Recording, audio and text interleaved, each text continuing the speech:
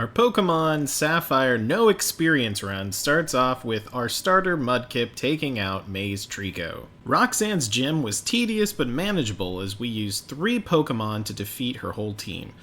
First we use Slack Off to yawn them to sleep. Then we switch for Skitty, who uses Attract and Growl to weaken them. And finally we swap in Shroomish to finish them off with several Absorbs. And we just rinse and repeat for the remaining team members. We even had a spare Shroomish and Skitty in case we took too much damage, but in this run we managed to do it without any deaths. Brawly's gym went even smoother than Roxanne's, as all we needed was one Sableye, who used Leer and Scratch to defeat Machop, and then a combo of Foresight and Nightshade to defeat Makuhita. Welcome back for more of our Pokemon Sapphire no XP challenge. Our Oddish does surprisingly well against May's Wailmer using Flash and Absorb. I overthink making a misplay by switching in Aeron, who gets knocked out quickly by Numel. Wingle's Water Gun finishes off Numel. I switch to Sableye and try to use Leer to weaken the Grovyle, but get knocked out quickly. Next I use Gulpin to Poison Gas Grovyle, which I should have done first. Then we run down the clock with Grovyle by throwing the rest of our team at it, while using Flash and Mud Slap to try and stay viable. We manage to outlast the poison damage, which nets us a win. Welcome back for more Pokemon Sapphire no XP challenge. We start off with Gulpin and Ninjask using Yawn and Sand Attack to weaken the Magnemite, so we could safely bring in Shedinja, use 3 Swords Dances, and then slowly take it out with Leech Life. We try to repeat the strat with Voltorb, only to get self-destruct on the first go. With 2 teammates down, we send in our second Gulpin to set up Yawn. We send in our Shedinja to set up Sand Attacks. We farmed rare candies with Zigzagoon's pickup in order to get Shedinja, by the way. And when those are complete, we Swords Dance and do our best to take it out until we are taken out with confusion damage. Gulpin puts Magneton back to sleep. We then swap in Sableye and use a few Nightshades to take down Magneton, earning us the win and our 3rd badge. Welcome back for more Pokemon Sapphire no XP challenge. Between Sand Attack, Swords Dance, and Leech Life, Ninjask is eventually able to take down Mightyena despite an Intimidate. I debate using Graveler's Self-Destruct against Golbat before realizing that Lunatone could actually handle it pretty well. Lunatone falls, but Ninjask is able to finish it off with a Scratch. And thanks to that Sand Attack, Geodude is able to get off its Self-Destruct and win us the fight. Which takes us to Flannery's gym, where Graveler sets up a Defense Curl and then decimates her team with Rollout, getting a first try victory. Which takes us to Norman's gym, where Ninjask sets up Sand Attack, and we send Graveler in for the Defense Curl Rollout combo once again. Graveler and Cacnea fall to Vigoroth, Geodude gets off a Self-Destruct, and Machop uses Karate Chop to finish off Vigoroth and earn us our 4th badge. Welcome back for more Pokemon Sapphire no XP challenge. We're taking on May again, who led off with Numel this time, forcing me to switch in Tentacruel, who easily handles it, then switching back Magneton to take out her Wailmer. Ninjask comes in and easily handles Grovyle with Leech Life, winning us the fight. Which leads us to Winona's gym, where our Graveler's Defense Curl Rollout combo takes out Swellow, but then falls to Pelipper. Magneton hangs on long enough to take out Pelipper. With Surf, we were able to catch a much higher level Lunatone, who is able to take down Altaria and Skarmory with Psychic, earning us the badge.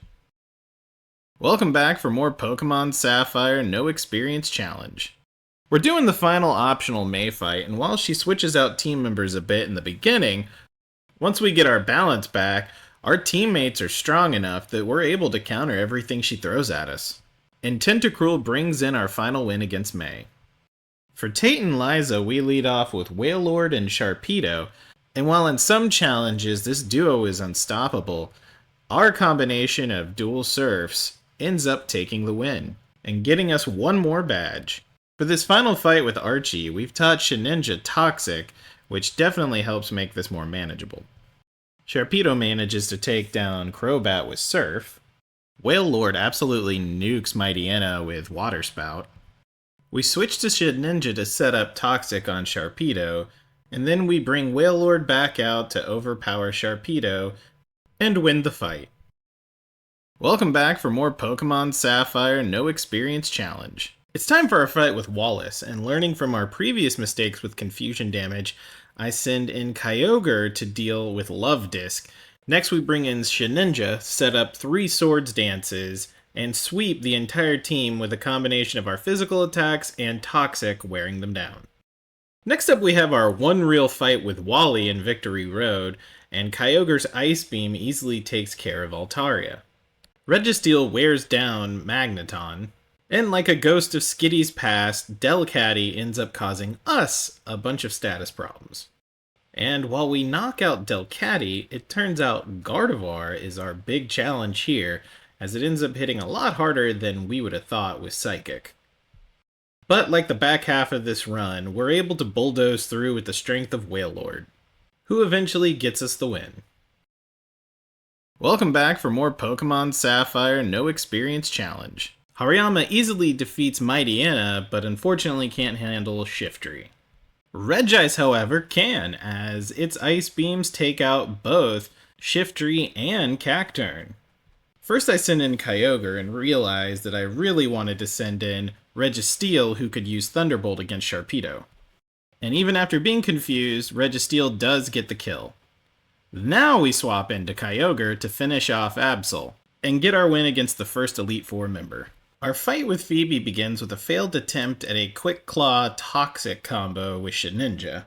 Then we bring in Aggron, who finishes off Dusclops with 3 Earthquakes. Next we bring in Kyogre and try the Calm Mind Resto Chesto strat to get set up. We take a bit of damage, but we do manage to take out Dusclops.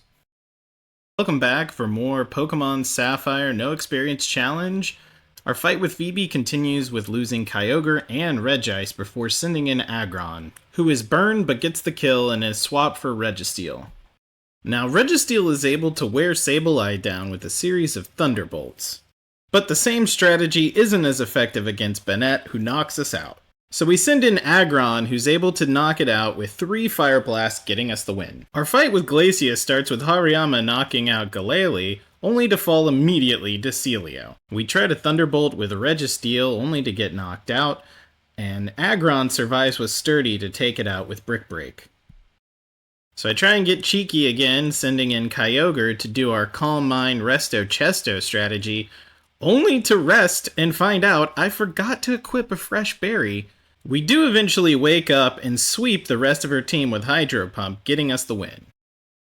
Welcome back for our Pokemon Sapphire No Experience Challenge finale as we face off against Drake.